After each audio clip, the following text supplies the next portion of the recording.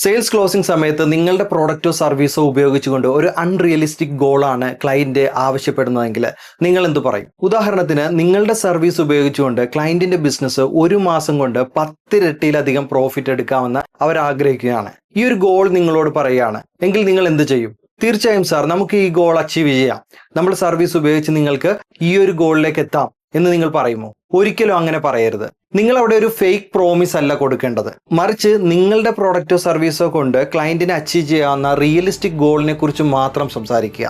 ഒരിക്കലും ഫേക്ക് പ്രോമിസുകൾ ചെയ്യാതിരിക്കുക. കാരണം ബിസിനസ്സിൽ നമ്മളുടെ പ്രോഡക്റ്റ് അല്ലെങ്കിൽ സർവീസിനേക്കാളും വലിയ ഒന്നുണ്ട്. അതാണ് ട്രസ്റ്റ് എന്ന് പറയുന്നത്, വിശ്വാസം. ഈ ട്രസ്റ്റ് നമ്മൾ കസ്റ്റമറുടെ കയ്യിൽ നിന്ന് ഏൺ ചെയ്തെടുക്കുന്നത് എങ്ങനെയാണ്?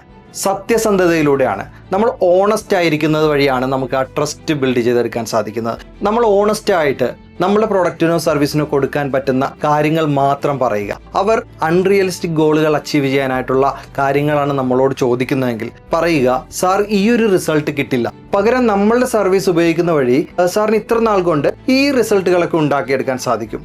സാർ ഇപ്പോൾ ഉദ്ദേശിക്കുന്ന റിസൾട്ട് ആണെങ്കിൽ നമ്മുടെ പ്രോഡക്റ്റ് ചൂസ് ചെയ്യാതിരിക്കുന്നതാണ് നല്ലത് എന്ന് തുറന്ന് പറയുക. അങ്ങനെ ചെയ്യുമ്പോൾ നിങ്ങൾ സത്യസന്ധരാണെന്ന് കാണുമ്പോൾ അവിടെ ഒരു ട്രസ്റ്റ് ബിൽഡ് ആകും. നിങ്ങൾ അവിടെ ഓണസ്റ്റ് ആകുന്നത് കൊണ്ട് നിങ്ങൾക്ക് ഒരുപക്ഷെ ഒരു ഡീൽ അവിടെ നഷ്ടമായേക്കാം. പക്ഷേ നിങ്ങളുടെ സത്യസന്ധത കൊണ്ട് ഒരു ലൈഫ് ലോങ് ക്ലയന്റിന് നിങ്ങൾക്ക് ഏൺ ചെയ്യാൻ സാധിക്കും.